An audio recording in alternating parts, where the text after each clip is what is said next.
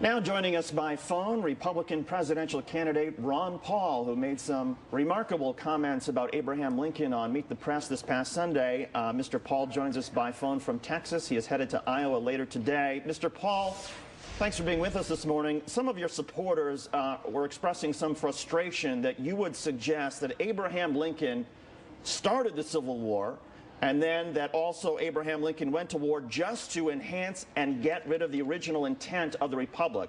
Would you like to publicly take this opportunity to take back those remarks? Well, I wouldn't mind discussing them, but you can't say I do it, I don't. You know, what I find utterly remarkable is I don't ever remember giving a speech or writing an article on the Civil War, and yet this was brought up and said I was quoted as saying something, and I did respond. You know, we have a war going on in Afghanistan, Iraq, possibly in Iran. We have Pakistan blowing up, and Turkey is invading Iraq. And then somebody brings one word up about maybe I said something. Well, let's ignore what you maybe said. Let's run the tape for our viewers, give you an opportunity to refresh your recollection. Here's what you said on Meet the Press on Sunday. Here it is. I was intrigued by your comments about Abe Lincoln. According to Paul, Abe Lincoln should never have gone to war. There were better ways of getting rid of slavery. Absolutely. 600,000 Americans died in a senseless civil war. No, he shouldn't have gone to war. He did this just to enhance and get rid of the original intent of the Republic. Every other major country in the world got rid of slavery without a civil war. I mean, that doesn't sound too radical to me. That sounds like a pretty reasonable approach. Mr. Paul, would you like to take that back? I mean, I think it does sound reasonable. Why would you defend killing 600,000 people? Well, here's why. Because Abraham Lincoln.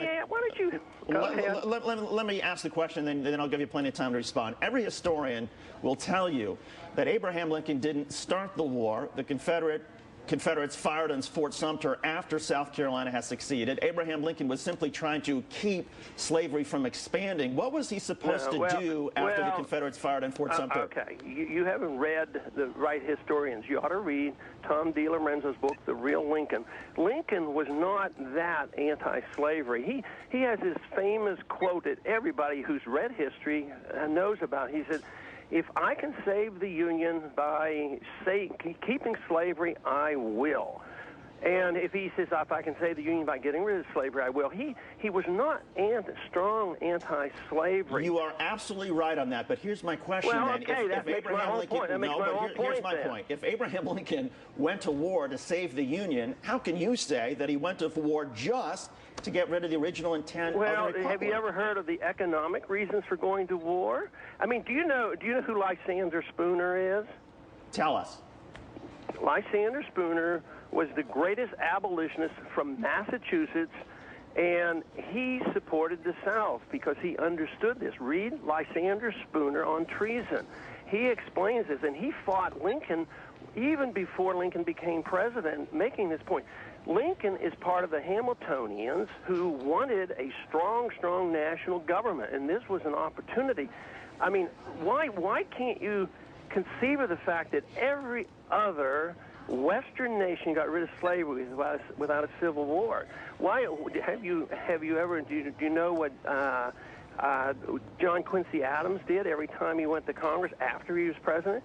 He introduced an amendment to the Constitution to make it very clear that this slavery would be abolished. What is so wicked about getting rid of slavery without killing so many people? Let's take it a step further then. How long, Mr. Paul, how long should slavery have continued in the United States? Dr. Paul, how long should slavery have continued? Assuming you're right, suppose we shouldn't have gone to civil war. Should slavery have continued for 5 year, 10 years, 50 years? How long? I think it should have been stopped at the time of the Revolution. Because but given reality in 1860, what was Abraham Lincoln supposed to do?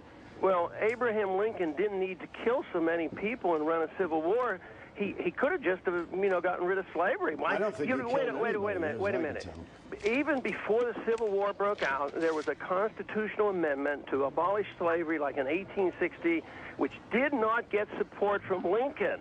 That's what you got to read. You got to read your history. I think you're absolutely confused on what Lincoln stood for, and that it was necessary to kill all these people You can get rid of slavery. It's been done that many times.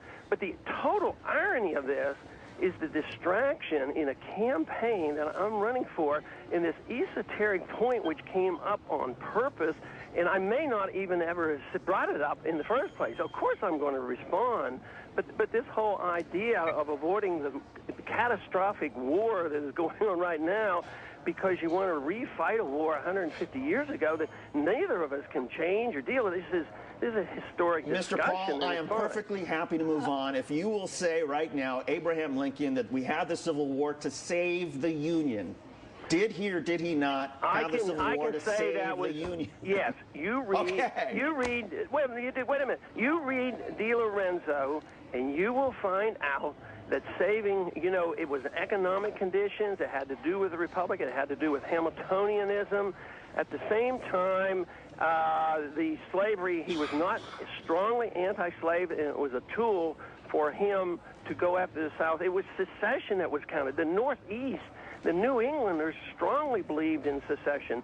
Secession was believed in up until 1860. It was to totally demolish the concept of secession. This is why abolitionists like Lysander Spooner were so strong in support of the South, because they understood the Constitution and the concept of the Republic. So if you don't know that, I think you should read history. I tell you what, you read Lorenzo's. You read DiLorenzo. We'll read everybody else who says exactly the opposite. Okay. You're not even brave enough. You're not even brave enough to read DiLorenzo. Okay. Jack Jacobs, You're talking to the wrong guy. Did you say he was a crackpot? No. Well, actually, you did use it. You can go there later. Sure, but let's bring the conversation to today, from 1860 to perhaps today. Dr. Paul, how's the campaign going? How's the campaign going? Unbelievably well. I mean, people might want to hear the truth on occasion. Yeah, they might. You actually do bring up the truth. I have enjoyed watching you during the debates. You certainly say it like it is. And you are raising unbelievable amounts of money. And every time we say your name, sir, we get like hundreds of emails from the Paulaholics on the internet. And you will this morning, too. Oh, yes, we will.